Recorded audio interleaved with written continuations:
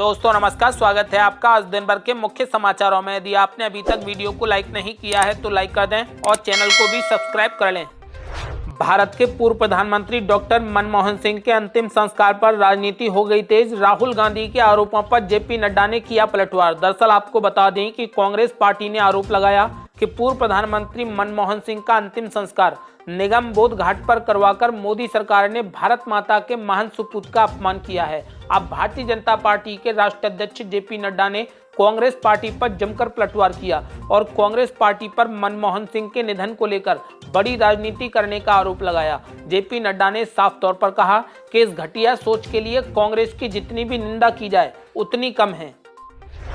Congress party पर जमकर भड़की प्रणब मुखर्जी की बेटी, बोली मेरे पिता के निधन पर कांग्रेस ने CWC की बैठक तक नहीं बुलाई। दरअसल आपको बता दें कि पूर्व राष्ट्रपति प्रणब मुखर्जी की बेटी शर्मिष्ठा मुखर्जी ने कांग्रेस पर जमकर निशाना साधा। उन्होंने साफ दावा किया कि कांग्रेस का अब क्षरण हो चुका है और उन्होंने पार्टी में दुखद स्थिति पर गंभीर आत्मचिंतन की आवश्यकता पर बल दिया। उन्होंने ये भी सवाल उठाया कि उनके पिता के निधन के बाद कांग्रेस कार्य समिति की बैठक क्यों नहीं बुलाई गई और कोई प्रस्ताव पारित क्यों नहीं किया गया। शर्मिष्ठा मुखर्जी ने साफ कहा कि उन्हें बहुत बुरा लगा जब उनके पिता के निधन के बाद CWC की कोई बैठक नहीं बुलाई गई। खेल जगत और फिल्मी सितारों पर जमकर भड़के अभिषेक बनर्जी, बोले सरकार से इतना डर कि मनमोहन सिंह के निधन पर साध ली चुप्पी। दरअसल आपको बता दें कि ममता बनर्जी के भतीजे अभिषेक बनर्जी ने खेल और फिल्म क्षेत्र की प्रमुख हस्तियों की जमकर आलोचना की। उन्होंने दावा किया कि वे पूर्व प्रधानमंत्री मनमोहन सिंह को श्रद्धांजलि देने के मामले में चुप्पी साधे रहे। आपको बता दें कि अभिषेक बनर्जी ने कहा कि खेल और फिल्म बिरादरी की पूरी तरह चुप्पी की वजह सरकार का डर हो सकता है। अभिषेक बनर्जी ने साफ तौर पर कहा कि खेल और फिल्म उद्योग की प्रमुख हस्तियों को पूरी तरह चुप्पी साधे हुए देखना बेहद चौंकाने वाला और बेहद निराशाजनक है।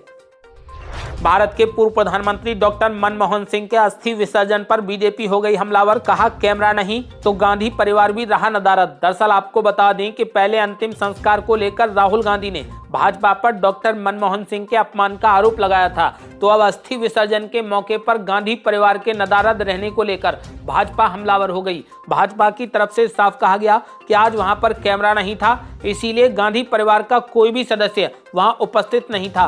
बीजेपी ने साफ तौर पर कहा कि कांग्रेस पार्टी ने एक बार फिर से डॉक्टर मनमोहन सिंह का अपमान किया है। किसान आंदोलन को मिला खाप पंचायतों का समर्थन, हिसार महापंचायत में पहुंचे सरवन सिंह पंदेर और बजरंग पुनिया। दरअसल आपको बता दें कि शंभू और खनौरी बॉर्डर पर चल रहे किसानों के आंदोलन और अनिश्चितकालीन भूख हड़ताल को अब हरियाणा की खाप पंचायतों ने भी खुला समर्थन दे दिया है। आज हरियाणा के हिसार जिले के बांस गांव में हुई खाप महापंचायत में इस बात की घोषणा की गई। महापंचायत में किसान मजदूर मोर्चा के संयोजक सरवन सिंह पंदेर और रेसलर बजरंग पुनिया ने भी भाग लिया।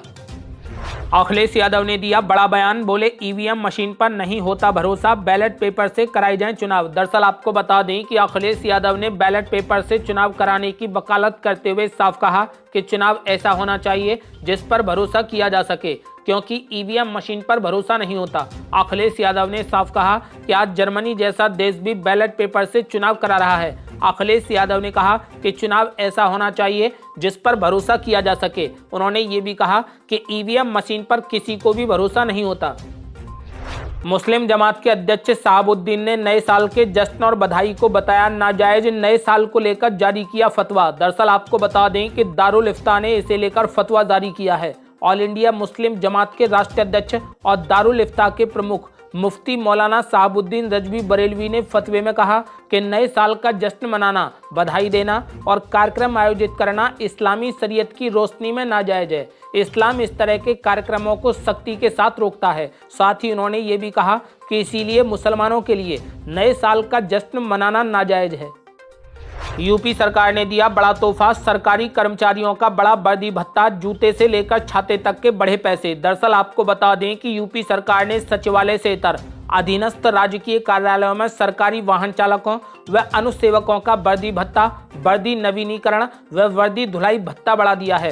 अब वर्दी खरीदने के लिए 680 के बजाय 1020 रुपये दिए जाएंगे, जबकि रेनकोट खरीदने के लिए 500 रुपये के बजाय 750 रुपये दिए जाएंगे। इसके अलावा शीतकालीन वर्दी के लिए 1310 रुपये के बजाय 1965 रुपये, जूते के लिए 164 रुपए के बजाय 246 रुपए और छाते के लिए 96 रुपए के बजाय 144 रुपए दिए जाएंगे।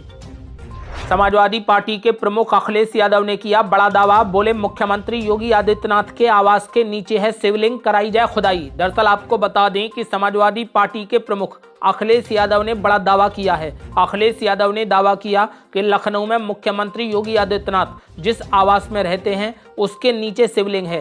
अखिलेश यादव ने साफ कहा कि उसकी खुदाई कराई जाए। अखिलेश यादव ने कहा कि मुख्यमंत्री के आवास के नीचे शिवलिंग है और उसकी जल्द से जल्द खुदाई कराई जानी चाहिए। राम मंदिर समिति ने लिया बड़ा फैसला, अयोध्या राम मंदिर आंदोलन के अग्रणी संतों के नाम पर होंगे मंदिर के प्रवेश द्वारों के नाम। दरअसल आपको बता दें कि भवन निर्माण समिति की बैठक में इन सभी प्रवेश द्वारों के नामकरण पर चर्चा के साथ संतों की राय से अलग अलग प्रवेश द्वार का नाम अलग अलग संतों के नाम पर तय करने के लिए श्री राम जन्मभूमि तीर्थ क्षेत्र महासचिव चंपत राय को अधिकृत किया गया। राम मंदिर के चारों दिशाओं में प्रस्तावित प्रवेश द्वारों का नामकरण मंदिर आंदोलन के अग्रणी संतों के नाम पर किया जाएगा। उत्तर प्रदेश सरकार ने लिया बड़ा फैसला, अब यूपी के हर जिले में खोले जाएंगे स्कूल, प्री प्राइमरी से 12वीं तक होगी फ्री पढ़ाई। दरअसल आपको बता दें कि अब यूपी के हर जिले में मुख्यमंत्री मॉडल कंपोजिट विद्यालय खोले जाएंगे, जिनमें प्री प्राइमरी से कक्षा 12वीं तक बिल्कुल मुफ्त पढ़ाई होगी। नए खुलने वाले प्रत्येक विद्यालयों में निम्न आय वर्ग के 1500 विद्यार्थियों को आधुनिक एवं मॉडर्न शिक्षा दी जाएगी। साथ ही कॉन्वेंट स्कूलों जैसा माहौल दिया जाएगा। अरविंद केजरीवाल ने अफसरों को दे डाली कड़ी चेतावनी, बोले आज नहीं तो कल बदलेगी सरकार। दरअसल आपको बता दें कि अरविंद केजरीवाल ने दिल्ली विधानसभा चुनाव से ठीक पहले बीजेपी पर दिल्ली मौजूदा वोटर्स के नाम कटवाने और हजारों फर्जी वोटर्स जुड़वाने का आरोप लगाया। केजरीवाल ने आरोप लगाया कि बीजेपी ये काम उन्हीं की विधानसभा सीट नई दिल्ली में कर रही है। उन्होंने आरोप लगाया है कि 15 दिसंबर से लेकर अभी तक करीब 5000 वोट कटवाने और 7500 वोट जुड़वाने के आवेदन किए गए हैं। इसी के साथ ही केजरीवाल ने अधिकारियों को कड़ी चेतावनी दे डाली। केजरीवाल ने साफ कहा कि आने वाले दिनों में आप पर काफ़ी दबाव आएगा, गलत काम करने के लिए प्रेशर डाला जाएगा, लेकिन कोई भी गलत काम करने से पहले इस बात का ध्यान रखना कि आज नहीं तो कल सरकार बदलेगी, लेकिन फाइलें और आपके साइन वही रहेंगे। आप ही फंसोगे और फांसी पर ही आप ही चढ़ोगे। आम आदमी पार्टी की आ गई बड़ी आफत, आम आदमी पार्टी खेल रही फर्जी मतों का खेल, बीजेपी ने सबूत दिखाकर लगाए गंभीर आरोप, जांच हो गई शुरू। दरअसल आपको बता दें कि दिल्ली में भाजपा के अध्यक्ष वीरेंद्र सचदेवा ने आम आदमी पार्टी पर गंभीर आरोप लगाए। उन्होंने साफ कहा कि आम आदमी पार्टी चुनाव जीतने के लिए फर्जी लोगों के फर्जी आधार कार्ड से वोट बनवा रही है। भाजपा कार्यालय में आयोजित प्रेस वार्ता में उन्होंने कुछ दस्तावेज और मकान मालिकों को सामने सबूत के तौर पर पेश किया। उन्होंने दावा किया कि इन मकान मालिकों के घरों पर फर्जी तरीके से वोट बनवाए गए। एक घर में महज 5 लोग हैं, लेकिन उनके घर में 60 मतदाता जोड़ दिए गए। आपको बता दें कि फिलहाल इसकी जांच शुरू हो गई है।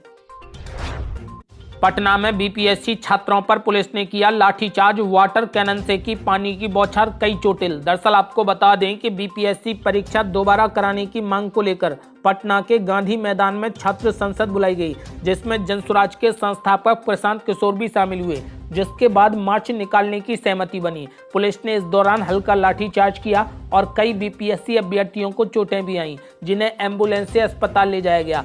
जेपी गोलंबर को पुलिस ने खाली कराया और प्रदर्शन कर रहे छात्रों को हिरासत में भी लिया गया।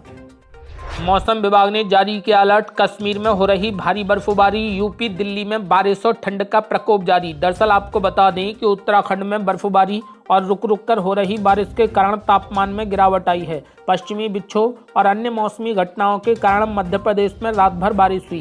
पंजाब और हरियाणा के कुछ हिस्सों में लगातार दूसरे दिन भी बारिश हुई, जबकि राजस्थान में कई जगहों पर हल्की से मध्यम बारिश हुई। यही हाल दिल्ली का रहा। आपको बता दें कि फिलहाल दिल्ली में भी हल्की बारिश दर्ज की गई।